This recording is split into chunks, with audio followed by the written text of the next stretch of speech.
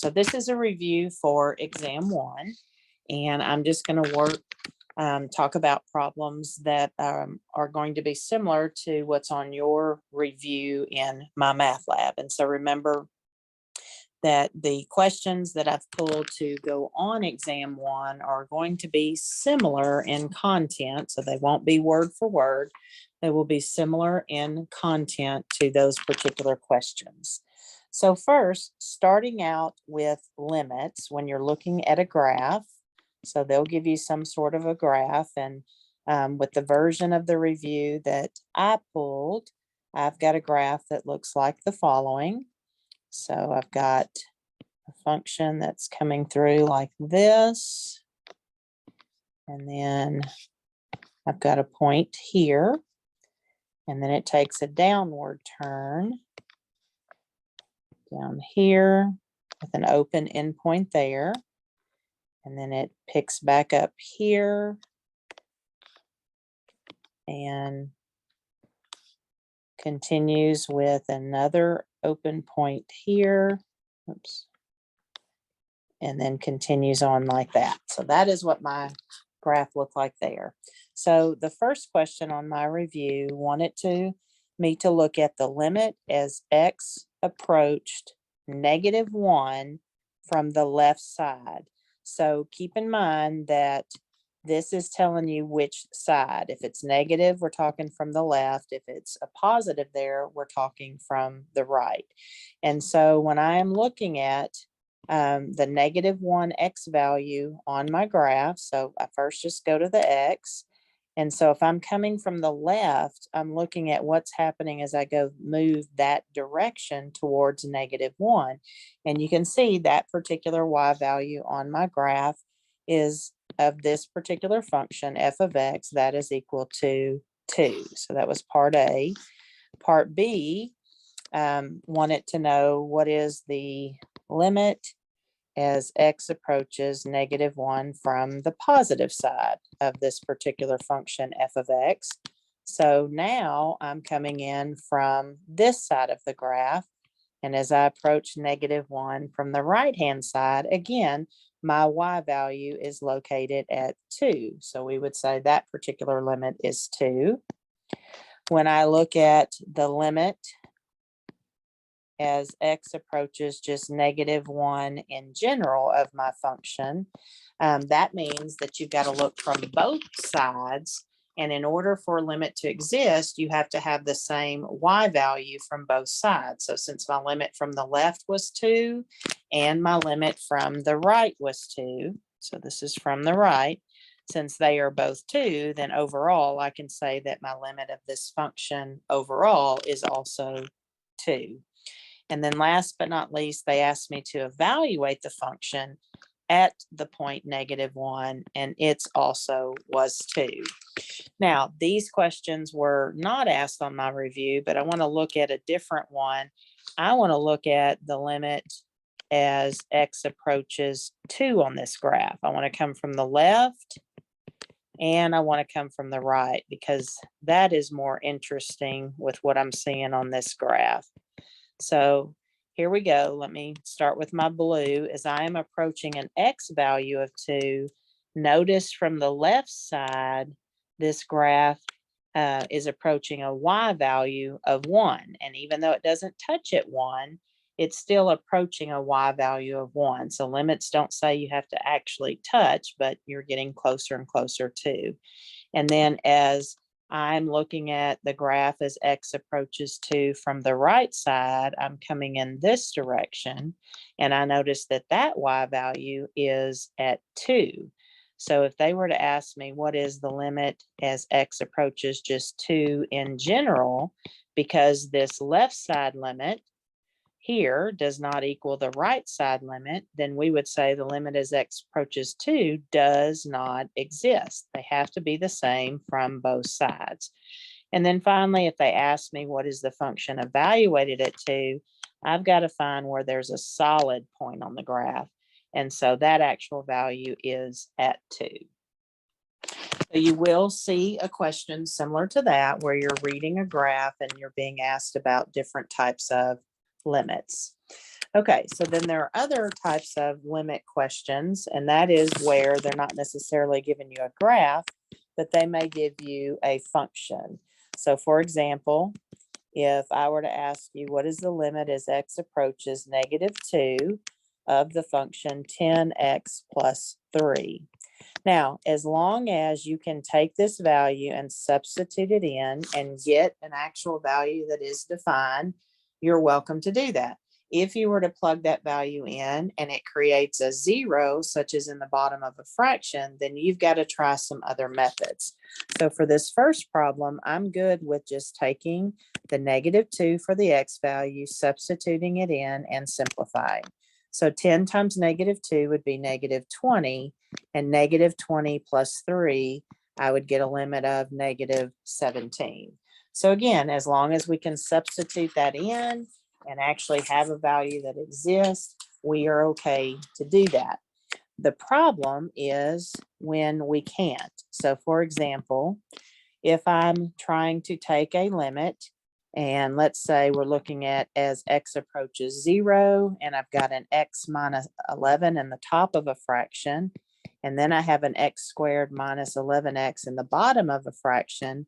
The problem here is if you try to take this value and plug it in on the bottom, you're getting a 0, and that is undefined. So when that happens, we've got to try to simplify. And the way that we try to simplify is by factoring to see if there are common factors that will reduce. So notice I have an x minus 11 on top. On the bottom, both of those terms have an x in common. So if I factor the x out, so notice you have an x squared and you have an 11x. So if we factor the x out, then you're also left with an x minus 11. And so that x minus 11 factor on top cancels the entire x minus 11 factor on bottom. And so at that point, we're evaluating the limit as x goes to 0. And now we have just a 1 over x. And so basically, again, what's happened here is this is undefined. And so sometimes I'll look at, I'll look at a table from both directions to see what happens, or I'll look at an actual graph. And what we notice happens in this case when you have 1 over x is you've got a split graph like this. So on one side of 0, you've got points going to positive infinity. And on the other side, you've got these points that are going to negative infinity.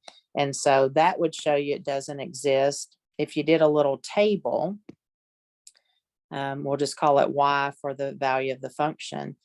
For example, if I plug in, say, -2, which is to the left side of 0, I'm getting y values that are things like -1/2. Whereas if I go from the right side of 0 and I plug in +2, I'm getting things that are +1/2. So they're going in different directions. So this particular limit does not exist.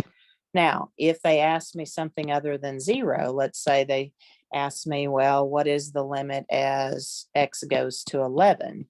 So you would still do the same factoring like I did before.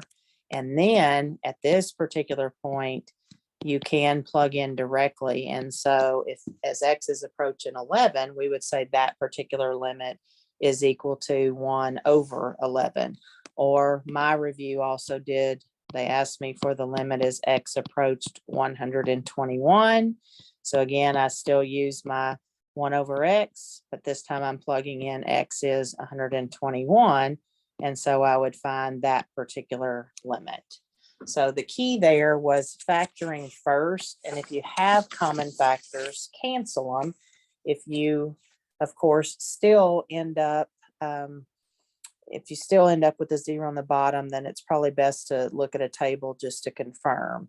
Now, if for some reason you get the indeterminate form, which we call 0 over 0, that's of course before you cancel factors. Definitely make sure, look to see if there are factors that cancel that you can do something with.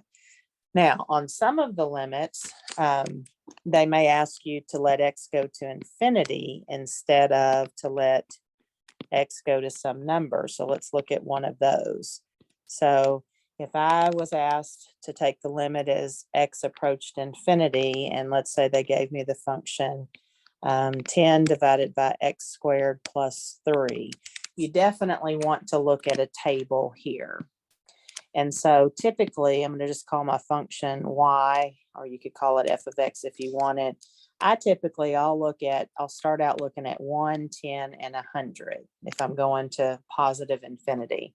So notice when I plug 1 in for x, I get 10 divided by 1 squared is 1 plus 3 would be 4. All right, when x is 10, I'm going to get 10 over 10 squared is 100 plus 3 would be 103. And then when I plug in x equals 100, I get 10 over 100 squared, which would be 10,000, and 10,000 plus 3 would be 10,003. So you can actually look at those decimal values if you want. So when I divide 10 divided by 4, I'm getting a 2.5. When I divide 10 by 103, I'm getting a 0.097. And then 10 divided by 10,003, notice that in this case, I'm getting a 0.00099. So pretty quickly, you can see that this particular limit is approaching 0 in that case. Remember that you are required to show complete work on all problems. And so you can't just give me an answer of the limit without proving it some way. And again, the best way to prove that would be with a table in that particular case. Okay, so there are also, there's going to be one on the review where they give you a graph and you've got some limits that are not going to certain points. They may actually be approaching infinity. So on my review, they gave me a graph that had one vertical asymptote at -2, and then it had another vertical asymptote at +3. And then I had one piece of my graph that came in here and looked like this. Now they don't show arrows, they show it just going to the edge, but that would imply arrows there. And then they had a second piece. Every now and then you'll get a piece of a graph that may touch an asymptote. And whoops, that one should come over. It followed the other. Let's try that again. So this one, it touches it there at that point, but then it comes over and follows my asymptote there. And then this particular piece does something like this. So it actually, I think this one I drew too far down. It actually looks like I've got a horizontal asymptote going on there as well, but that's not going to, well, it may. So let me draw that in there. So horizontal asymptote that appears to be at -1. So on my particular version of the review, okay, I see Brianna coming on. Brianna, can you hear me okay?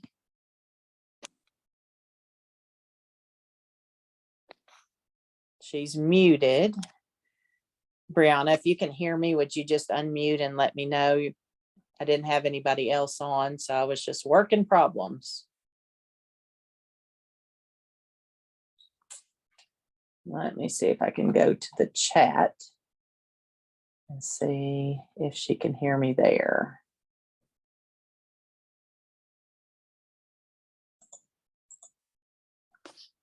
Let's see.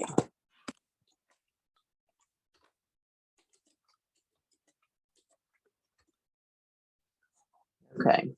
It's hard to know that the sound is working when you're the only one. So, okay, she can hear me. So I'm going to continue on. All right. So let's say that I had this graph. My particular problem asked me to look at the limit as x approached -2. So don't forget, you have to look from both sides. So I'm going to come from the left first. And so as I come in here from the left, notice as I'm approaching the x value of -2, my y values are going to positive infinity. So as I approached -2 from the left side of whatever this function is, I saw y values going to positive infinity. Now, if I come from the right side of the graph, when I'm coming in from the right side of the graph, notice that that part of the graph is going down. So I would describe that by saying the limit as x approaches -2 from the right side of whatever this function is, those y values are going to -infinity. And again, remember, if they're not approaching the same, then overall, if they ask you for the limit of that function, it does not exist. And so since the left side was going to positive infinity and my right side was going to -infinity, overall, I say that particular limit does not exist. And so, Brianna, I'm keeping the message open. If you have a certain type that you want to make sure I cover during this session, if you'll just be sure and type that in the messages. Otherwise, I started at the front of the review and I'm just working forward with not all of the problems, but just, some of each type. So I'm just going to keep going with that. And then if I see something pop up in the chat, then I can certainly jump ahead just to make sure we cover everything. Okay, so let's talk about horizontal and vertical asymptotes, because you can certainly be asked to find those. So the problem on my review, they gave me a function f of x equals x squared minus 49 divided by x squared plus 49. So let's talk about this one first. So this one's kind of a weird one. So your vertical asymptotes, you're only focused on the bottom of the fraction. And so if they're asking you to find vertical asymptotes, you want to actually take whatever is on the bottom, set it equal to 0, and see if there are any x's that make that true. And notice what happens here when I try to get x squared by itself, I'm getting a negative number, and that would actually produce, imaginary numbers, and we don't have vertical asymptotes that are imaginary numbers. So what we would actually say here is this particular graph does not have vertical asymptotes. Okay, we'll do one in a minute that does, so we can see that. So then if they ask me for the horizontal asymptote, this is where I'm looking at my highest powers on top and bottom. And so you'll notice in this particular problem, the highest power of x on top is a squared. The highest power of x on bottom is also a squared. So when they are the same, you do have a horizontal asymptote. Because it's horizontal, we have to write it in the form y equal, and you end up taking the coefficients in front of those variables for the actual horizontal asymptote. When there's nothing in front of them, that's understood to be 1. So in this case, 1 divided by 1 would be just 1. So we would say our horizontal asymptote in this case is y equal to 1. Now, if the highest power of x on top is bigger than the highest power of x on bottom, you don't have a horizontal asymptote. So you would just tell me none.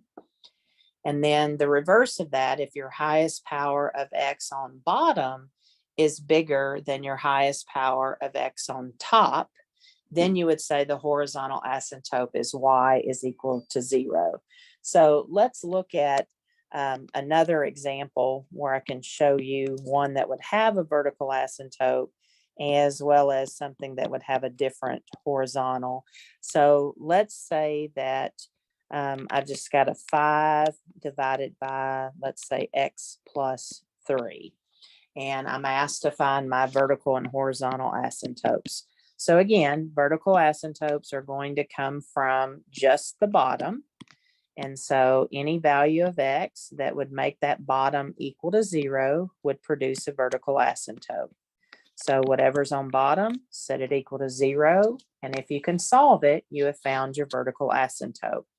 So if 3 is being added and I come in and I subtract 3, then I would say in this case, my vertical asymptote is x equals -3. And you do have to show the x equal because it is an actual vertical line. You can't just put -3. That would not be an equation of a vertical line. All right, so now for the horizontal asymptote, Again, we are looking for my highest power of x. Notice I don't see a power of x on top, so that's understood to be a power of 0, whereas my power of x on bottom is understood to be a power of 1. So in this case, since the power of x on bottom is bigger than the power of x on top, we would say the horizontal asymptote is y is equal to 0. And there's not really a lot of work that you can show on that, other than the fact that you've looked at those highest powers. So I will be grading the test for partial credit. Obviously, the more correct work you can show me, the more partial credit I can give you if you happen to get the answer wrong. Okay. Okay. All right. So then the next concept that I'm seeing as I'm going through the review is that it talked about you finding values where you're being asked where the function is continuous or not. And so, for example, let's say they gave me some function. Where's my function? Well, that one's a good function here. Here we go. They gave me m of x is equal to x plus 3. And then that is divided by x minus 3 times x minus 7. So it is the bottom of the fraction or of a fraction that would make a graph that is not continuous, that would give it some breaks. We also, sometimes there may be, well, square roots are going to affect your domain more than anything, but it's the bottom that's going to produce what we call holes in the graph. So if it's not already factored like this one, you would want to factor it first and then take each of the factors on the bottom so that you can solve them to find which x's where the graph does not exist. So we would say at 3, there's going to be a hole in the graph. And then we would also say at 7, there is going to be a hole in the graph. Now, they will ask for your answer to be in interval notation.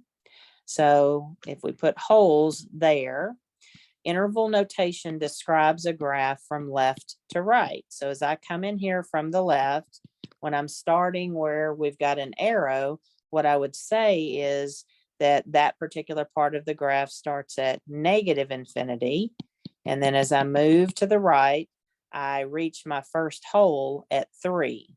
Because the graph does not technically touch at 3, I'm going to put a parentheses because that means does not touch. And then we use a union symbol to say that there's another part of my graph I'm going to talk about next. So if I jump over the hole, notice I'm starting close to 3, but not touching it.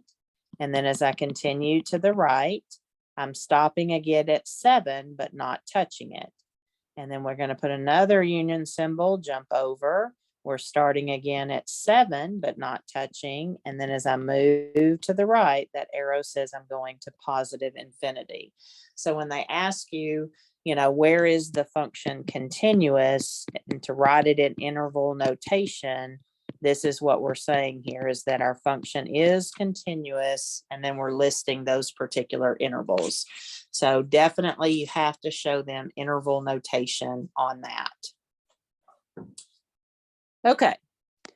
Now, something I noticed on the quizzes, when I was grading the work on the quizzes, there was one problem that we got to that was on the quiz that I'd asked you to show your work on, that talked about this 4-step process.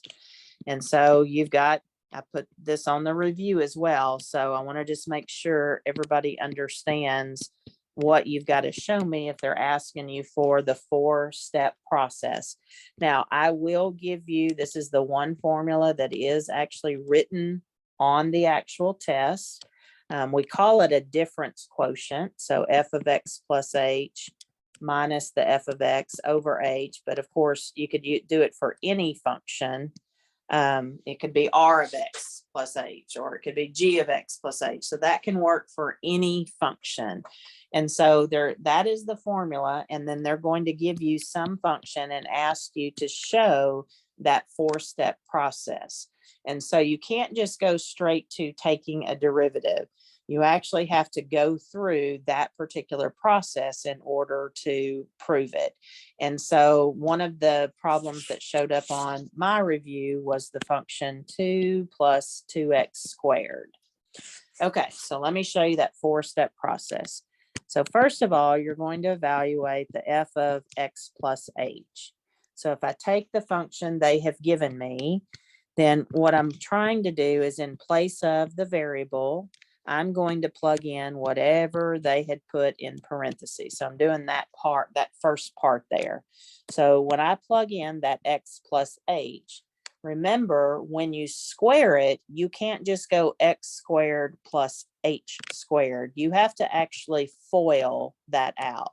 So I have a 2, plus I have another 2, and I'm going to have to take x plus h times x plus h. So some people forgot to do that particular part on the quiz. And then we'll come back and multiply by this other 2. So when I FOIL, x times x would give me x squared. On the outside, x times h is xh. On the inside, h times x is hx, or we can still turn it around and say xh. And on my last 2 terms, h times h is h squared. Now, if you want to combine these like terms first, you can, or you can combine them as you distribute. So if I distribute the 2, I get a 2x squared. And then I'm going to go ahead and just distribute and then combine. So a 2xh plus another 2xh, and then finally a 2h squared. So now when I combine my like terms, I have a plain 2, I have a 2x squared, 2xh plus 2xh is 4xh, and then I have a 2h squared. So there is step 1. For step 2, I am going to subtract the original function. So step 2 is like doing this whole thing. And so if I take the answer that I just got and then subtract the original function, then it's going to look like the following. So here's my answer that I just got. 2 plus 2x squared plus 4xh plus 2h squared. And then because I'm subtracting the original function, I'm going to make sure that I put it in parentheses, because that minus sign has to distribute. And if you want to do that on the same line, we can say this becomes plus, and that makes that negative and that negative. That's okay. You can show me like that for purposes of saving time. And now you'll notice that the positive 2 cancels with the negative 2, and the positive 2x squared cancels with your negative 2x squared. If you don't see all of those original function terms canceling, you've got a mistake somewhere, because that does happen on your difference quotient. Now we're left with, for step 2, we're left with 4xh plus 2h squared. So that's the end of step 2. And then the third step is now where we're going to take that answer and divide it by h. So now we're building it up. So we've got, get a different pen, so we're going to take our answer from the previous step and divide that whole thing by h. So my answer from the previous step was 4xh plus 2h squared, and we're going to divide it by h. Okay, I suggest, because both terms on top have a h in common, I suggest you factor that out. So you're left with a 4x plus a 2h, and then the h you factored out on top will cancel the h on bottom. So the answer I've got at the end of step number 3 is 4x plus 2h. And then finally, your fourth and final step is where you evaluate the limit as h approaches 0 of this whole thing. So f of x plus h minus the f of x over h. So really what we're doing is we're taking the limit as h approaches 0 of 4x plus 2h. So if I plug in my h value of 0, I'm getting a 4x plus 2 times 0 is 0. And what you should notice, now that we've studied derivatives, at the time we taught the 4-step process, we hadn't studied derivatives yet, but you should notice that answer you get should be the derivative of this original function.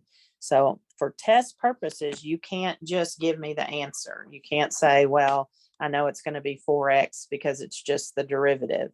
If you don't show the 4-step process when you're asked, and yes, I know it's a lot of work, but that is the definition of a derivative, is to show that 4-step process. So if you don't show that, you're not going to get full credit. And then of course I could ask you to find, based on that, I could ask you to find any value that I wanted. So I could now say, what is the f prime of 2? And you're just going to take whatever I give you and plug it into the answer that you got here at the end. So you would tell me the f prime of 2 is equal to 8. Okay. All right, so let's go into some basic derivatives next. So lots of different ones on the review. You'll notice different notations. So let's see, I'm up to just what I'm calling problem 10. It's not the same as number 10 on the review. So first of all, if they want you to find a derivative, they could use something that looks like this, and that just means take the derivative with respect to x. So this is just a basic power rule. The power rule says we pull the power to the front, and then we decrease the original power by 1. And so the answer there would be just simply a 3x squared.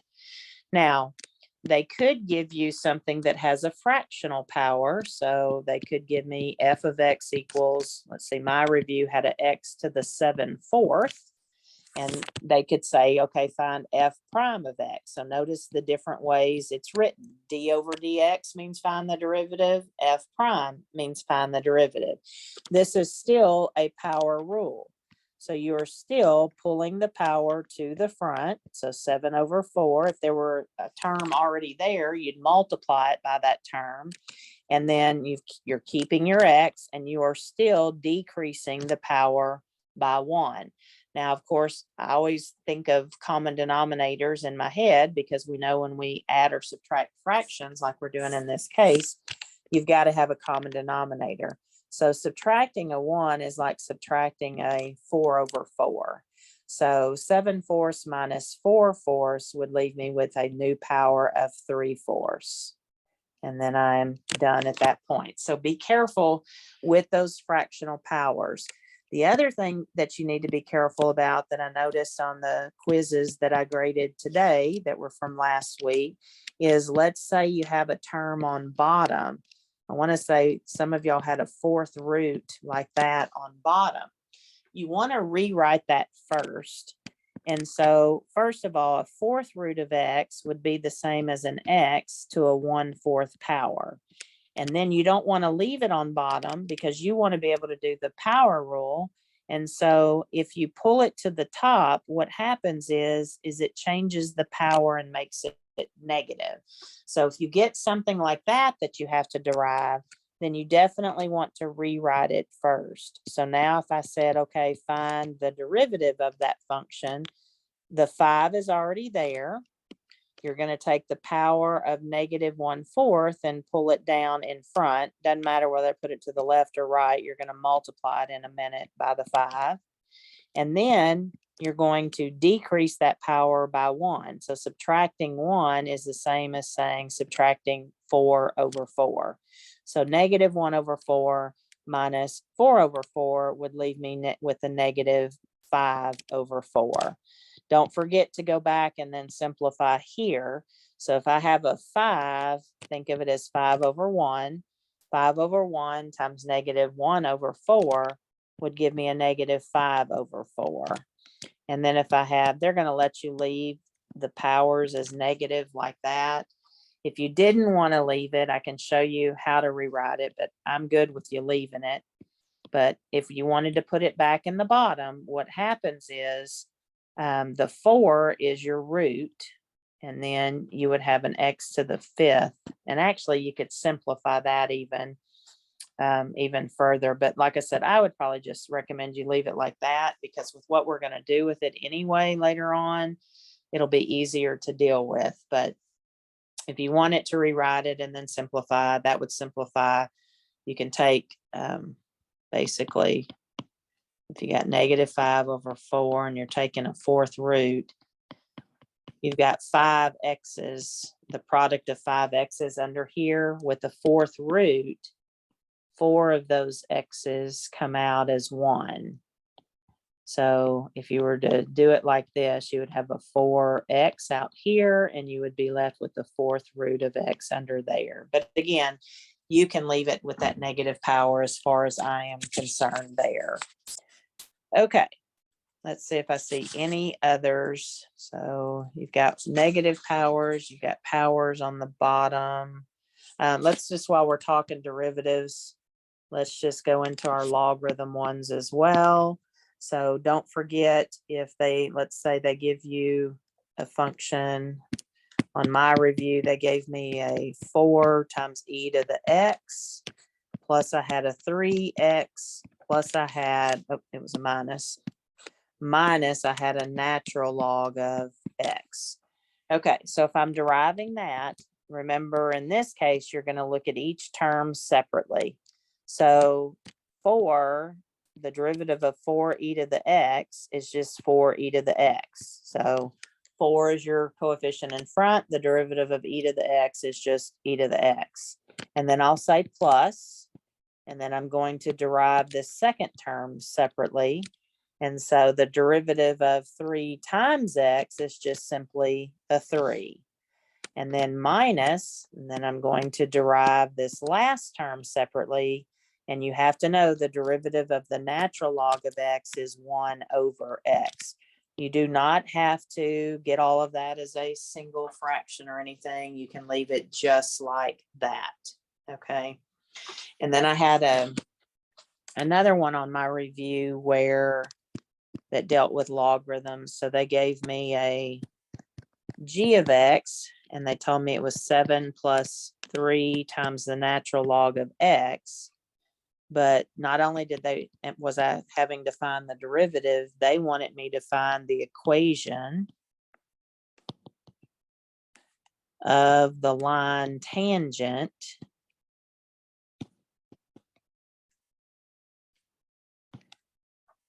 to the graph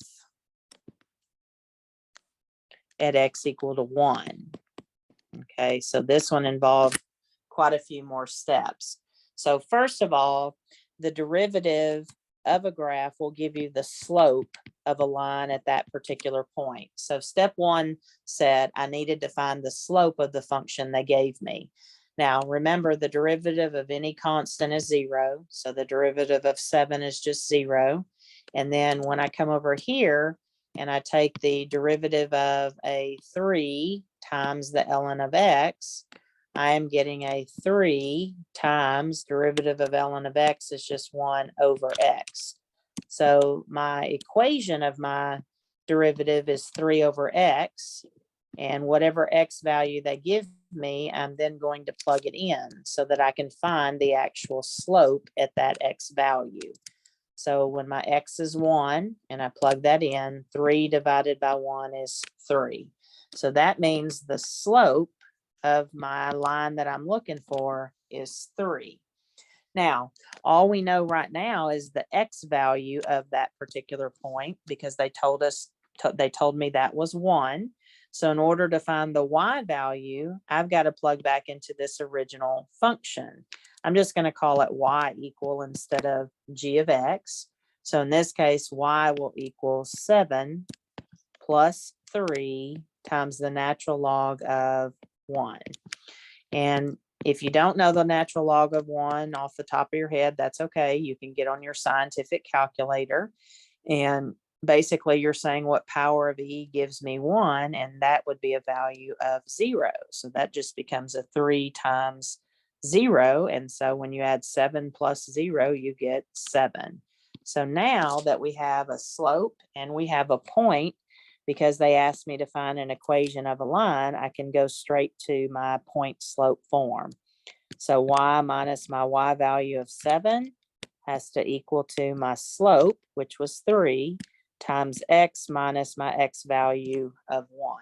And normally they'll ask for us to put it in slope-intercept form. On my review, the reason I know it's slope-intercept form is because they have a y equal and then just a box.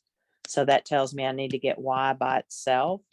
So if I distribute the 3, I get a 3x minus 3. And then if I add 7 to both sides, then my final equation is a 3x plus 4. So y equals 3x plus 4 would be the equation of the tangent line around that point, or at that point where x is equal to 1. Okay, let me see what my next topic is. So there were some application problems, and again, those quizzes that I just graded, some of you had some issues on some of those. So be sure I did give you some feedback on those quizzes. So be sure you go and look at that. So let's talk about if they ask me about marginal profit. So if they ask me about marginal profit, that is the same as asking me to find the derivative of the profit function.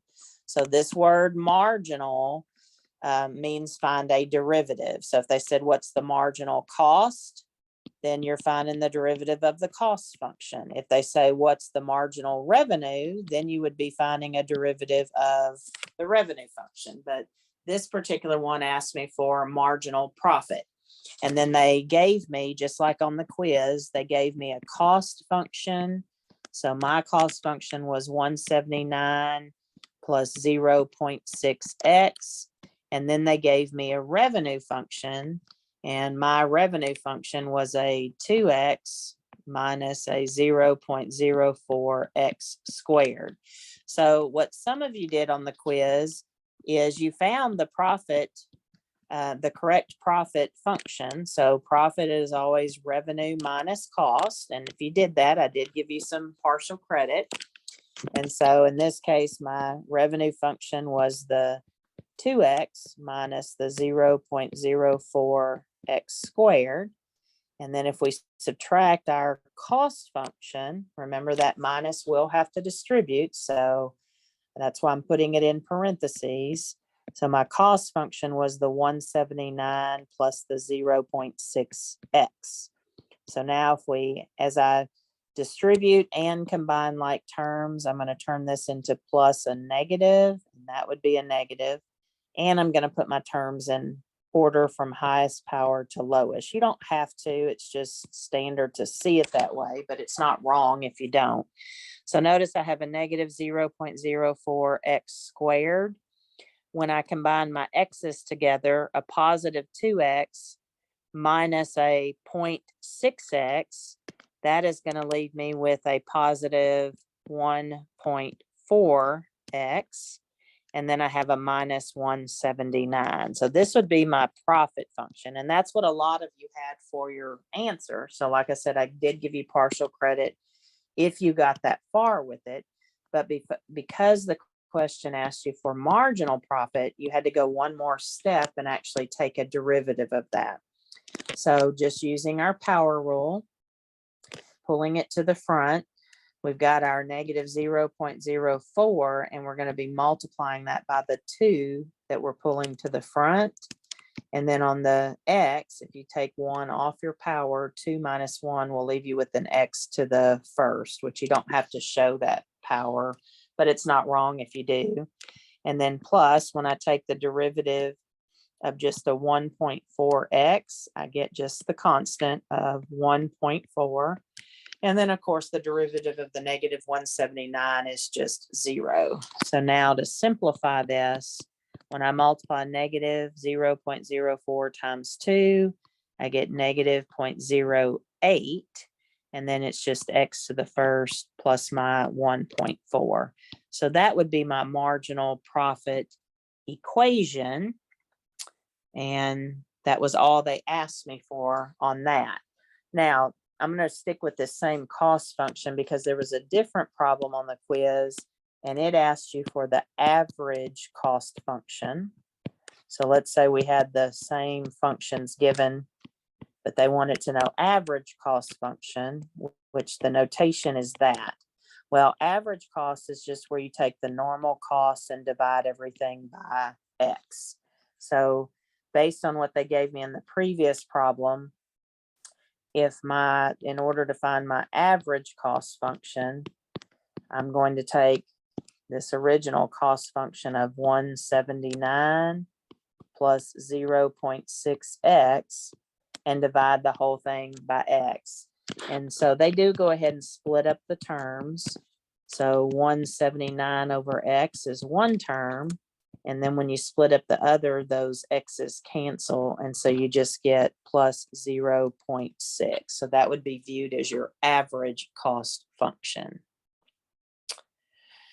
Okay, I am flipping through and just kind of looking at others. There was one on the quiz as well. It had talked about food processors. So they had given you some cost function for food processors. And for mine, they gave me 2,200 plus 90x and then minus 0.3x squared. And so there were two parts to it. So the first part, and most people did okay on this one, they asked you to find the exact cost. And for me, it was of the 91st. So the exact cost of producing the 91st food processor. And most people did part A okay. So remember, the cost function is total cost. So if you plug 91 into that cost function, and you take your 2,200 plus you multiply 90 times 91 minus 0.3 times 91 squared, and you can punch all that into your calculator. Just be sure that you show me this line so I see what you're punching. I got $7,905.70. Now that's the cost for producing 91 total food processors. And so you're going to have to also look at the cost of producing 90 because it's that difference that would tell you exactly what that 91st food processor cost. So now if I plug 90 in, I've got 2,200 plus 90 times 90 minus 0.3 times 90 squared. And in that case, when I punched it out, I got a total of $7,870. So it is the cost of producing a total of 91 food processors minus the cost of producing only 90 that leaves you with the exact cost of the 91st. So when I subtracted those two, my 91st had an exact cost of $35.70. So that was part A. And like I said, most of the quizzes I graded did that okay.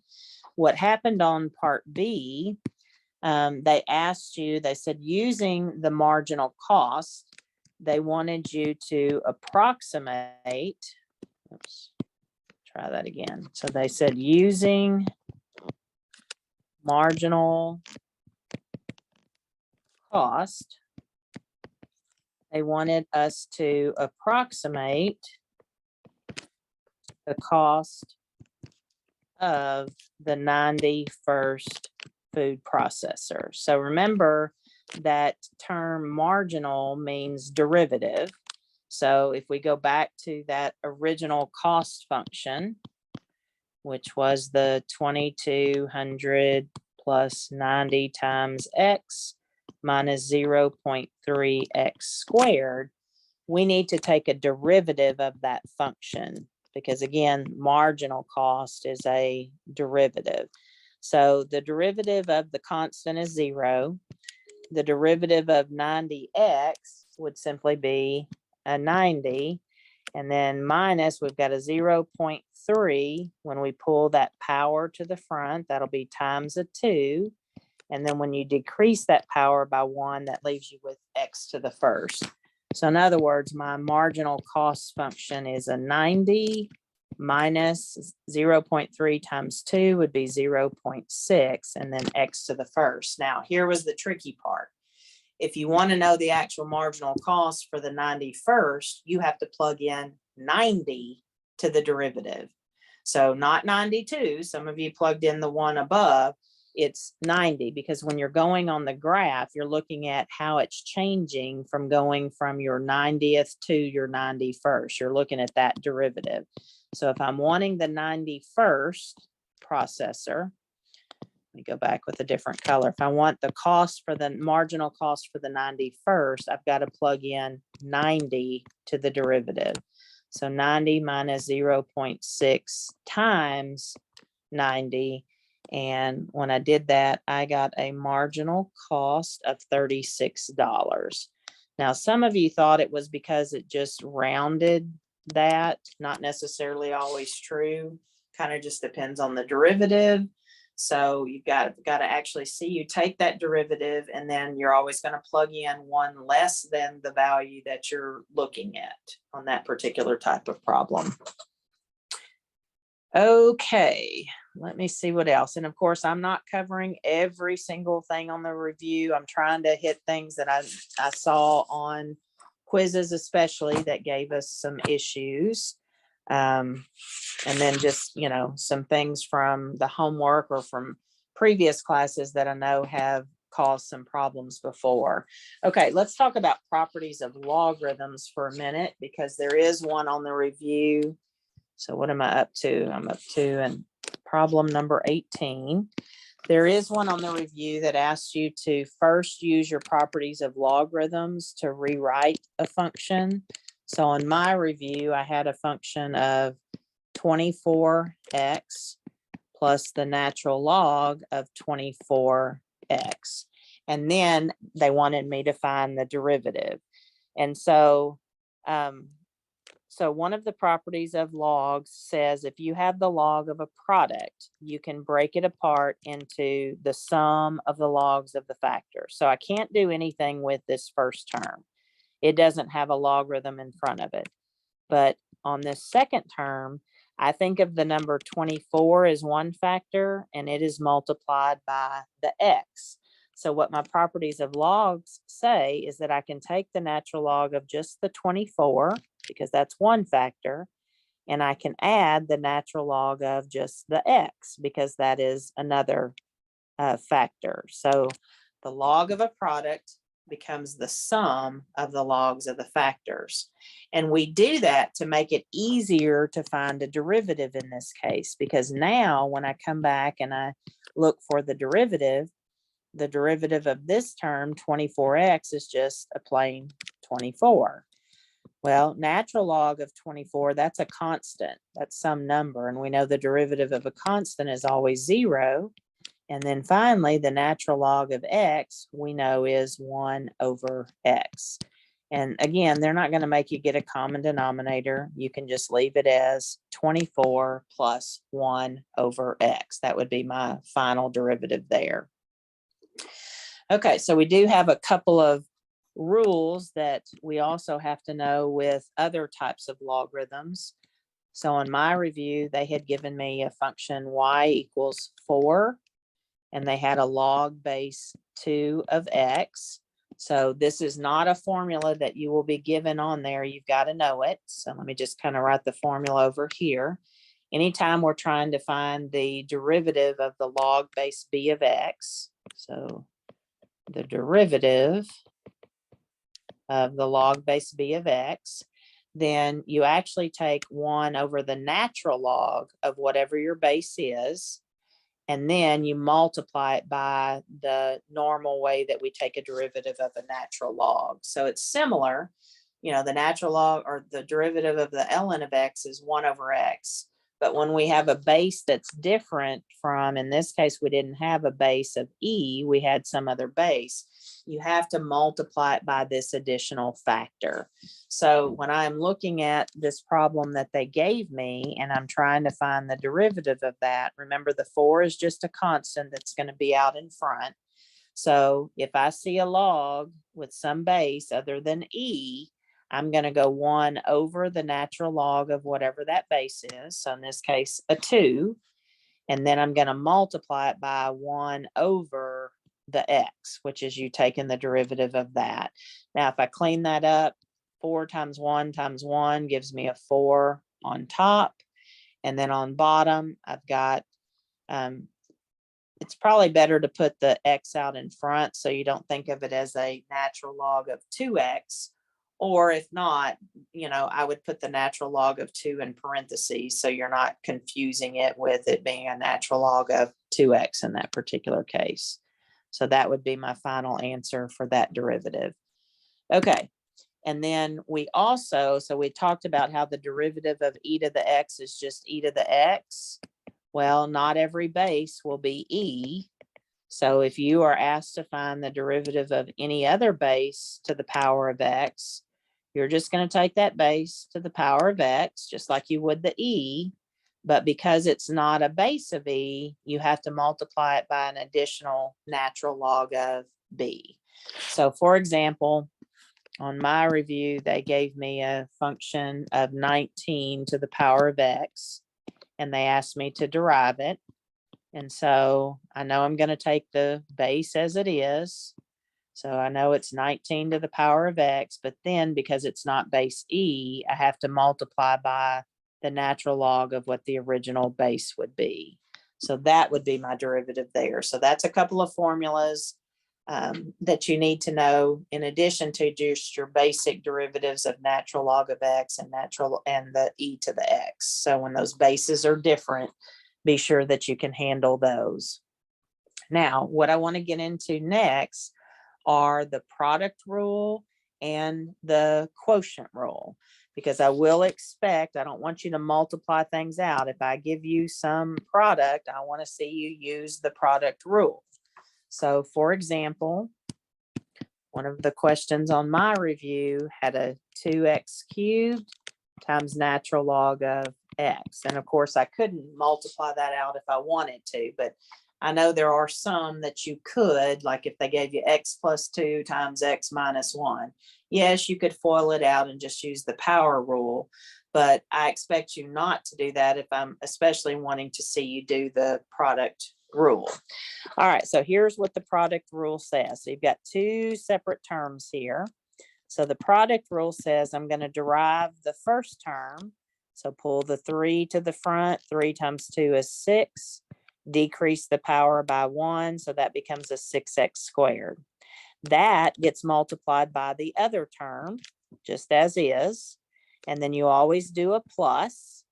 And then you keep the first term the same, so 2x cubed, but you multiply it by the derivative of the second term. So the derivative of ln of x is 1 over x. Now, if you can simplify anything, by all means do so, but you're not solving. So 6x squared times ln of x, I can't do anything with that. But over here, notice if you have an x cubed, which would be in the top of the fraction, and you have just a single x, which would be on the bottom of that fraction, the x on the bottom would cancel with one of the x's on top. So you'd be left with just a 2x squared. And they don't expect you at this point to factor anything out. So you could leave it just like that. So that would be a product rule. Let's look at a quotient rule. So this one is g of x. If they give me g of x equals x squared plus 9 on top, and then they give me a 5x minus 4 on bottom. Okay, so for the quotient rule is a little bit longer. So we start with, we take the derivative of just the top. So the derivative of x squared would give me a 2x. And of course, the derivative of 9 is 0. So the derivative of the top is just the 2x. It gets multiplied by the bottom, 5x minus 4. Then you have to do a minus sign. And the way I remember that is because this fraction bar reminds me of a minus sign. So then you leave the top alone, just the way it is. So the top was x squared plus 9, but you have to multiply it by the derivative of the bottom. And so on the bottom, the derivative of 5x is just 5, and the derivative of minus 4 would be a 0. And then you can't forget on the quotient rule, it's all divided by whatever is on bottom squared. And a lot of times students forget that bottom part, but you can't. Now, if you can clean up the top, simplify things, by all means do so. So I'm going to go ahead and distribute here. 2x times 5x would give me 10x squared.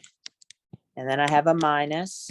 2x times 4 would be 8x. Now be careful on this because you got a negative along with the 5. So that would become a negative 5x squared. And then you have the negative along with the 5, and that would become a minus 45. You do not have to FOIL the bottom out, just leave it as 5x minus 4 squared. And then combine any like terms that you may have on top. So my 10x squared minus my 5x squared, that'll leave me with the 5x squared. And then I have minus an 8x minus a 45. And then on bottom, 5x minus 4 squared. And that's as far as they would expect me to go with something like that. So be sure, again, that you're practicing both your product rule and your quotient rule. And so this is one like I'm talking where I don't want you to FOIL it out. They gave me one that looked like this.